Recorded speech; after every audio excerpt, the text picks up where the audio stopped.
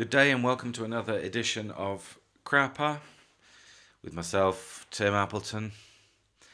Today I'm going to be doing the second part of my Birmingham Beatles series. Duology, I suppose, would be the word. Last week I did The Move, first album by The Move, and today I'm going to be doing the first album by the Electric Light Orchestra. There's obviously a continuity here, as I've said, because the Electric Light Orchestra emerges out of The Move. Same group of sort of circle of Birmingham musicians. The first album by the Electric Light Orchestra is called the Electric Light Orchestra, except in America, apparently, where it was called No Answer, for the absolutely hilarious reason that when someone from the American record company phoned up the English company to ask them what the name of the album was, nobody answered the phone, so he wrote down No Answer, and then apparently no one at any point corrected that, and they decided that that was what they were going to call the album when it was produced in the factories. Absolutely inexplicable, but I suppose things moved slower back then, didn't they? We didn't have the internet, couldn't check it over an email. So this is recorded, this first ELO album, by essentially the same core group of musicians: Roy Wood, Jeff Lynne, and Bev Bevan, from The Move.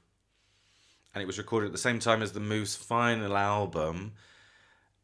I mean, it's difficult to imagine how that could have ended up happening, although I think, as I made clear last week, The Move was sort of collapsing at this point, at least as a sort of commercial proposition. And Roy Wood had been mooting for some time the idea of starting a new kind of project which combined rock music with classical music, and ELO, the Electric Light Orchestra, was supposed to be that band. And yet at the same time they were apparently contracted still to do one more album, at least one more album, as The Move. So they recorded the two albums at the same time in the same place, I think. And I mean, maybe they didn't want to make that last Move album, but it's still a great album, that last Move album, as I made abundantly clear last week. However, you wonder what they were thinking, what thought processes they were going through, how they managed to get both albums to work reasonably well, because this first ELO album is really good, as I will discuss today, and so is that final Move album. You do sort of also wonder what would have happened if they'd combined the two albums, in a slightly more fortuitous legal scenario, and made one killer album, or even a double. I don't know. I think that perhaps one of the conclusions is that they must have been writing very fast around this time. I think that's a logical deduction. Does this album mix rock and classical music? I think it does a bit. I mean, some of the comments I've read on this album, the critical remarks, have been to the effect that it is classical in sound only, in terms of arrangements and things, instrumentation, but that the classical element doesn't really have much influence on the structure of the pieces. I don't think that's quite true, and we can sort of discuss that as we go forward. I think I should say right from the start that one of the main things I think that's interesting about this album is precisely the tension between Roy Wood and Jeff Lynne. The sort of the Brum, John and Paul, let's say, the Birmingham John and Paul. I think that there's a sort of creative tension between them, which I think is kind of productive here to some extent. I think it gets lost later on. And that's one of the ironic things about, double acts. It's people working together, creative people working together. They can sort of wind each other up, annoy each other to the point where they actually can do more interesting things. I never accept this idea that when you have, it's like in a relationship of love, you have two people, they're not really synthesized at any point. But what they do is they their differences become productive, I think. That's a Lacanian argument, for anyone who was wondering. And I think that's what happens here a bit. So I always think it's sad when these sort of double acts split up, when Roy Wood goes his own way and Jeff Lynne goes his, or John Lennon and Paul McCartney. And then from then on, really, they're not quite such interesting artists because they're not annoying each other all the time, if you know what I mean. The productivity comes from the annoyance. But anyway, that's the sort of the tension between these two writers. I think is really that's the story of this album. Shouldn't forget Bev Bevan, of course, one of my favourite rock drummers. Bev Bevan, I think he's amazing. Now, let's move on to the cover. A little bit of Hall's Gallery. It's going to be crap this week because I haven't really got, because I'm not an artist and I don't have too much to say. I know what I like, but I'm not an expert on art. But this is a Hypnosis cover, which is a pretty good reference, Hypnosis did some of the most iconic and interesting and important rock album covers of the 70s. Pink Floyd, 10cc, etc. This, I would say, this one's not their best. It's a bit literalist. It's a sort of what's it called? Like a banqueting hall, which is supposed to evoke, I don't know, the sort of, the early modern period, I suppose, the Baroque period. And it's got an electric light bulb in the middle of it, which is supposed to contrast with the sort of traditions around it. I mean, the funny thing is, as if an electric light bulb seems, technologically advanced today. But, I mean, you could see why they would have thought that was a logical way to go. But I think, it's a bit literalist. I don't think it's particularly aesthetic. And you sort of miss the usual kind of kitsch brilliance of the Hypnosis covers here. But I suppose it's not, at least it's not offensively bad. That's about the best I can say. Right, let's go to the tracks. Side 1. Side 1 begins with the 10538 Overture. It's a very iconic riff, this. It comes crashing in at the beginning of the album. I think it was later sort of quoted or covered or referenced by Paul Weller. I think he got permission from Jeff Lynne to do it in one of his songs. I don't know why he bothered, because I don't think this is it's not a great riff, this. And I think it's more done for mood, really, than anything else. I mean, I think the most sort of magnanimous thing that you can say about this riff is that it does create the right mood to open the album. But it's not an especially musically interesting riff, I don't think. I mean, I think some of the musical developments that come after it in the verse, they add a beat to the end of the bar at the end of the bridge. And the cello interludes, played by Roy Wood, are kind of jazzy. and nice, but it's not my favourite track on the album, this one. It's very, like, the production's very striking. The cellos just leap out at you, like sort of, it's almost like it's hard rock or heavy metal even played on cellos, which is kind of an interesting aspiration. And I think it's kind of interesting to listen to.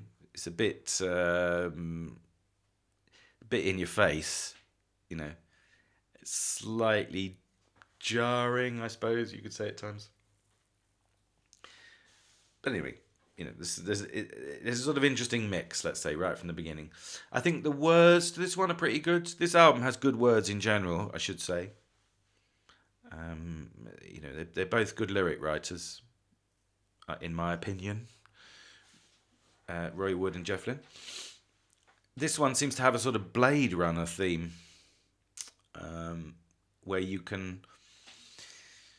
There's a guy sort of walking around the street and he bumps into a robot, and he wants to check, or he bumps into someone who's bumped into a robot and he wants to check which robot it is, and he says, was it 10538? It's all a bit vague, but it works pretty well. I'm not quite sure about the line where they say he was crying from his eyes.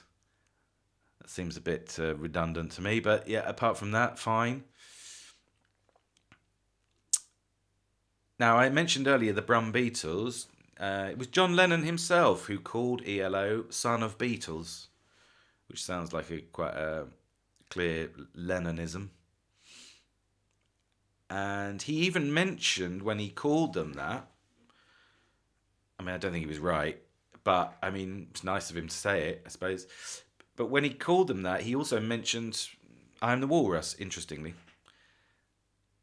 He seemed to be saying, they're following in the tradition of what we were doing when we did I Am the Walrus. That's to say, the sort of collage effect, which the Beatles created with, put to good use with George Martin in sort of 67, 68, well, 66, 67, early 68, late 66, 67, early 68. Happy now? Above all, on I Am the Walrus. Because this track, 10538, is clearly sort of almost copying the sound of I Am the Walrus at the end. We have like the string quartet going at the same time as something else, which is not quite related to it in terms of time signature and things like that. This is the sort of thing that the Beatles were doing on Sgt. Pepper as well, All We Need Is Love. Sort of combining things, trying things. Specifically trying, like, string instruments, playing one thing and a band playing another thing, often, like, separated in stereo. We need to do an episode one day on the phenomena of stereo recording. Was it really necessary? Brian Wilson certainly thought not. Mind you, he was deaf in one ear. Anyway, so this is a nice sounding opener. Not my favourite track on the album. Let's move to track 2, which is close to my favourite track on the album, if not my favourite track on the album. It's got, first of all, it's got great lyrics. It's a genuinely poetic and funny lyrics. A bit like The Move, This is a Roy Wood track. 10538 Overture is Jeff Lynne. I always want to say Jeff Wayne. It's Jeff Lynne, isn't it? This second track is a Roy Wood track.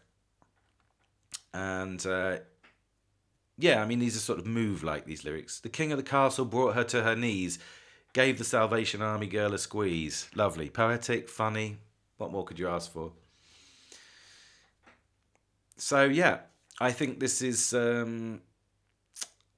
brilliant, this track. I don't think rock gets any better, or more original. Not to mention more original than this. This is the best of Roy Wood. This track reminds me. It's a sort of string quartet number with a song. The string quartet is accompanying the singer, so it's sort of reminiscent of "Mist on a Monday Morning" off the first Move album, and I sort of see a continuity right through, as I said, from that brilliant first Move album to this excellent first ELO album. Maybe not quite as excellent as the first Move album, but still excellently interesting, let's say. Yeah, so it's got this sort of, as I say, string quartet with a song, a bit like Eleanor Rigby, same as that Move track. I mean, everything on this track seems to be played by Roy Wood. He seems to play, there's loads of instruments on it, string quartet, and there's woodwind as well, by the way. And it seems to all be played by Roy Wood. I don't understand how he plays all these things, all these instruments so well. Not so much a one-man band as a one-man orchestra. One-man Electric Light Orchestra, I suppose you could say. Anyway, musically, this has everything. This track, I think it's a great song. It's got interesting arrangement. It's got key changes. It's dissonance in the harmonies. So he uses sort of glissandi, I think they're called, on the cello to connect up chords and things, or across chords. So it's totally weird, the sum total of the sound. It's even got sort of multicultural elements again. It's sort of trying different styles, right? Different musical styles within the confines of one number. So, highly recommended. Look at me now.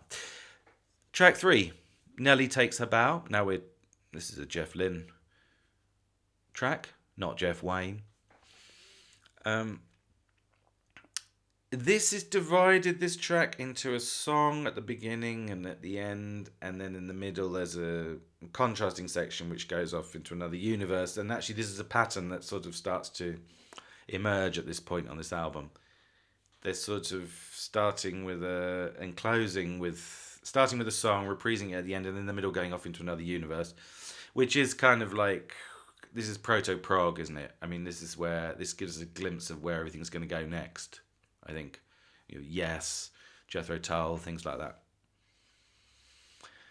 I think that the opening song is quite nice. I mean, this is one of those Jeff Lynne songs that I like. I think it's the harmony and its relation to the melody is more interesting than in some of his other stuff. Right. It's got a nice tune, and then it changes key. It's got a nice suspended chord between the verse and the chorus, and it also changes key between the verse and the chorus, which is, unexpected. It goes up a fourth from C to F, and then it goes back from F to C for the verse, the second verse. I mean, that reminds talk about sound of Beatles. I mean, that reminds me of the Beatles. Early Beatles. They used to do things like that. They would start in one key, and then go up a fourth for the middle section, things like that. And another Roy Wood touch is that the opening, the contrasting section in the middle, which is kind of like completely crazy, opens with the great Bev and drum fill, and then you've got some sort of dissonant strings, right, and then it goes into a sort of string instrument solo. I'm not quite sure. He's playing a lot on the cello here, and it resolves into, and this is all actually at the same tempo as the opening section. So I think rhythmically this is slightly more consistent throughout this track. But yeah, at the end of the middle, it resolves into a version of God Rest Ye Merry Gentlemen, which is presumably a song that, it's played on the cello, I think, but presumably that's the song that Nellie, who the song is about, is performing. you know, God Rest Ye Merry Gentlemen is a sort of traditional English song, Stuart song. That's to say, it's from the Stuart period. There seems to be a lot of 17th century references in this album. I don't know if that's because they're associating classical music here with the 17th century, which I suppose sort of, in a sense, is correct. But I mean, it's very specific. So yeah, that's a sort of God Rest Ye Merry Gentlemen is a Christmas carol, English Christmas carol, which goes back to that, has its origins in that period. Okay, so anyway, this fairly successful track. And as I say, this pattern emerges of a song with a sort of completely wildly composed contrasting section in the middle. Now, track 4 is called The Battle of Marston Moor, July the 2nd, 1644, in brackets. Like, why did they put that? You know. Some of these tracks on this album have got double titles. It's not clear why. I don't think that was, again, like a contractual thing. I mean, if it was, then that would make sense that there's an extra section or an extra title, but you don't really need to know it was on July the 2nd, 1644, do you? It's not like you're going to mix it up with another Battle of Marston Moor, you know, or even know enough about it to know whether it could be mixed up with another battle or not.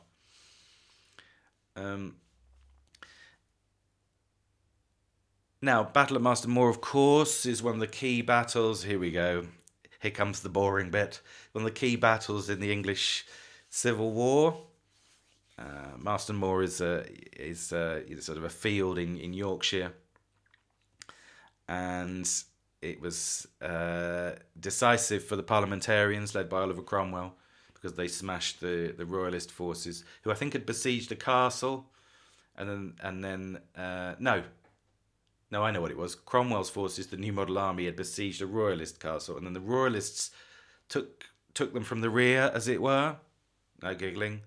And sort of dispersed the parliamentarian forces, who then sort of consolidated their number and took the initiative, and they defeated the Royalists, the Cavaliers, under Prince Rupert. For younger listeners, the English Civil War was a bit like Game of Thrones, avant la lettre. Anyway, on the track, this is possibly the most sort of experimental track on the album. It starts with what's the word? Peroration, is that the word?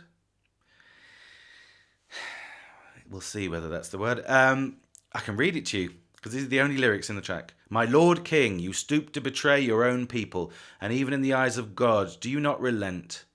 I am therefore bound by no other course. I shall raise an army. Together we will march against you and your kind, and every born man will fight to regain his own freedom and cleanse his wretched soul. Aye, aye. And then they go into a very weird series of instrumental themes and variations. So this song is like a trip into Roy Wood's fevered musical imagination. It seems to be, again, about 100 instruments on it. He seems to be playing all of them. In fact, he's even playing the percussion, because the story is that Bev Bevan said, I'm not playing on this track because it's shite, right? So I have this image in my head of Roy Wood just running around the studio. He probably produced it as well himself. He was running around from one instrument to another, and the others all just leaving and going to the pub. Remember to lock up when you've finished, Roy. Not going to do the Birmingham accent. Now, this track is very chaotic, and it's, again, got a lot of dissonances, a lot of angry sounding string playing. Is it supposed to evoke the battle? I mean, who knows? Does instrumental music ever evoke anything?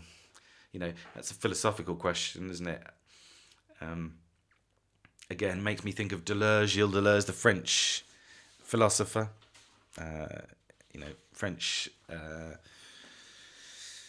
what do you call him? Like post-structuralist, I suppose, postmodern philosopher, who said that in his book on Francis Bacon, said that art is hysteric, music is schizophrenic.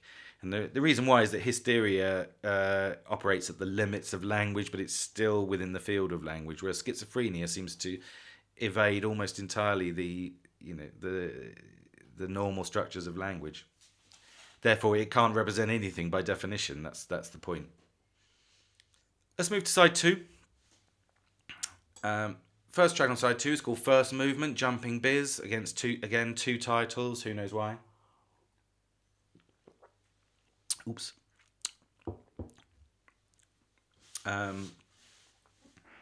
Oopsie daisy. Now, this is an instrumental. This time it's by Roy Wood. This is actually fairly conventional by his standards. And it's a nice tune, but once again, it's got a central section that goes through a whole series of weird changes of key and mood. I think really the main thing to say about this track is that it's, apart from being a bit quite fun and brisk, some good Bev and drumming, it shows once again what an incredible musician Roy Wood is. I'm repeating myself now. He seems to be playing everything, but playing everything, but very well. He's not a faker. He's a bit like perhaps sort of Ian Anderson from Jethro Tull, someone like that. Who could just sort of pick up an instrument and work out how to play it really fast. It's a real talent, I think, that. And I mean, the guitar playing alone on this track is astonishing. It's just brilliant. It's like he's 100 times better than everybody else at the time at playing the guitar. And underrated. Sorry to say it, but he's underrated. I think that's why I keep going on about it. Because I think he's terribly underrated as a musician and as a writer in the history of British popular music. Anyway, all anyone knows about Roy Wood is that bloody Wizard song, I Wish It Could Be Christmas Every Day, which is awful. I mean, that's one of the worst things he ever did. But anyway, it's more catchy, isn't it? So, and of course, he tapped into the Christmas market, which was very wise. It's probably kept him in socks and pants, for most of his working life, I would think, that number. Anyway, let's get back to it. Track number 6 is Mr.Radio. Now, this is more like in terms of mood, style, sound, more like a later ELO number. This is Jeff Lynne. Writes this one. This particular song seems to be influenced by like the music of the jazz age. It sort of seems to hark back to the 20s. And it's got some jazzy chord changes in it, some sort of diminished chords in the bridge, series of diminished chords. Once again, though, the middle and the ending sections sound more like Roy Wood. The time signature is completely suspended, and these sort of sequences based on diminished chords, series of diminished chords, seem to proliferate. So again, maybe this is closer to a sort of synthetic moment, the synthetic moment between Wood and Lynne. And yeah, I mean, it's fairly pleasant. Again, I'm not a huge fan of the opening track, even though I like the opening line. So, I feel sort of a bit hot and cold about this one. I can go hot and cold on it. It was supposed to be a single, this one. I don't know why anyone thought that was a good idea. Fortunately, they dropped it. I suppose it's just because the opening line is catchy. Hello, Mr. Radio. Incidentally, this is one in a series of intellectual defences of the radio. Queen, Radio Gaga, come to mind. Buggles, Video Killed the Radio. star. I think the words are actually quite good as well. I mean, as I said, the words are always good on this album. It's sort of about a guy who's depressed because his girlfriend's left him, presumably. I mean, a lot. It's quite vague. And he looks out the window, sees that it's raining, which seems a sort of what's it called? Pathetic fallacy. But even so, the radio waves keep travelling. I may have lost my girlfriend, but I've still got my radio. I mean, I don't know whether is that really what you need if your girl's left you, the radio? That's all. Is that all you need? Maybe it is. All right, good. Number 7, Manhattan Rumble. Again, second title, 49th Street Massacre. Sorry, I don't know why I seem slightly unable to speak today. Manhattan Rumble, 49th Street Massacre. There it is. Nailed it. It sort of smacks of indecision, doesn't it? All these double titles. Anyway, now this track is, it's like, I think it's what the Battle of Marston Moor would have sounded like if Bevan had deigned to play drums on it. It's completely dissonant, this track. And this is a Jeff Lynne track. So again, we sort of seem to have a minimal synthesis of the two approaches here. I mean, it's very dissonant. It's almost serialist, this track. It's near Zappa, this track, I would say. And very complex. I don't know whether this is Jeff Lynne trying to do a Roy Wood, or perhaps it's Jeff Lynne trying to do a Roy Wood doing a Jeff Lynne doing a Roy Wood. Who knows? In any case, he never did anything like this again. I can tell you that. So it's sort of an interesting track. And probably one of the more stylistically coherent tracks on the album, I would say. But it's very weird. I mean, you've got to be in the mood for some proper experimentation to listen to this one. Now, track 8, another Jeff Lynne track, Queen of the Hours.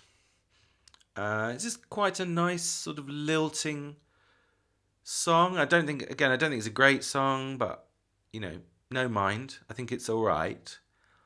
It does sound Beatlesy.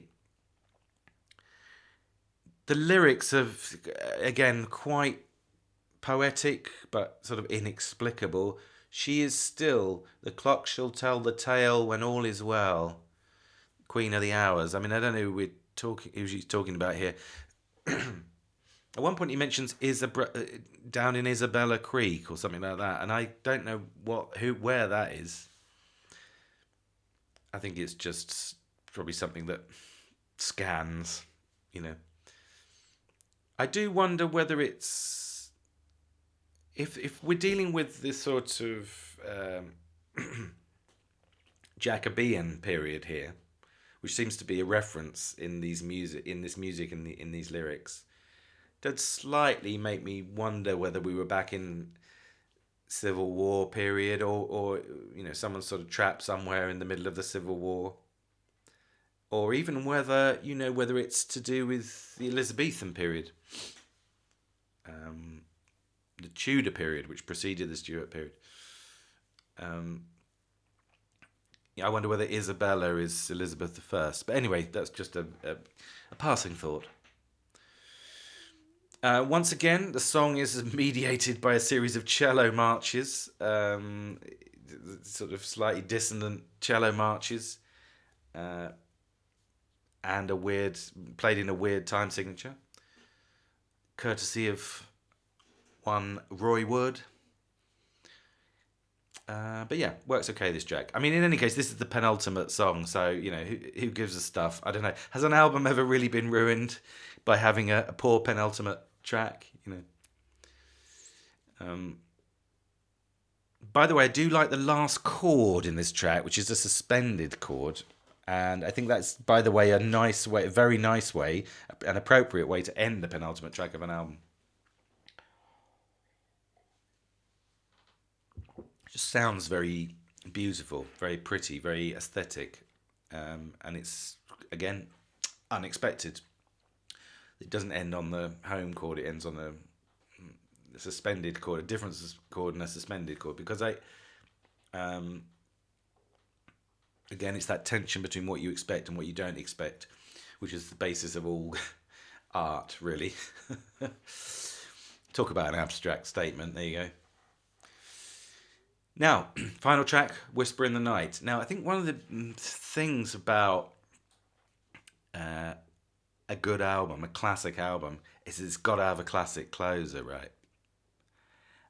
And it's almost, sometimes I almost feel like if the closing track on an album is good enough, you could almost sit through the whole of the rest of the album just to get to it, you know? Because I'm still thinking, of course, you know, my phenomenology, as it were, is that of sitting down and listening to an album, you know, as a sort of cultural experience, an artistic experience. And, well, Whisper in the Night, I think, is the best track on the album. I mean, the only one that I think really sort of can threaten it is Look at Me Now, second track, another Roy Wood track. And this is a Roy Wood closer, so I forgot to mention that. And it's amazing. I love this track so much. Sometimes I feel like I could just listen to this track on loop all day, every day. This is a ballad, so it closes with a ballad, right? It's a beautiful tune. Again, played all on strings, more or less. And Roy Wood's voice sounds amazing on this track. So, yeah, it's played in a sort of Baroque style. And so, you know, which makes one wonder again whether we're dealing with a Jacobite album here. In inverted commas. Now this is more, the structure of this one is more straightforward. It has got an interesting contrast section. It has got a contrasting section, and it's quite interesting. It's got a couple of unexpected key changes, and it's got some nice programming in the middle part. He says angels sing, and they sing like angels. Right? They imitate angels. Imitate angels, as if angels really existed and you could directly imitate them. It's also got some sort of expressive, like, slowdowns in the melody. And I think at the end of the middle section that happens. But yeah, so in the same way that Jeff Lynne is trying to do a Roy Wood in Manhattan Street Rumble, I think Roy Wood is sort of trying to do a Jeff Lynne here, but you know, he plays it pretty straightforward. But I think it's just a beautiful song, really. Surprisingly sad lyric, which is again programmatic because the track sounds sad. It's basically about a guy who's found his perfect love. You know, he describes her very touchingly. But the twist is that he's transgressed in some way, and now he simply has to wait for her to forgive him before he can get back to her. So he's sort of experiencing a kind of emotional death, right? And he's in purgatory, basically.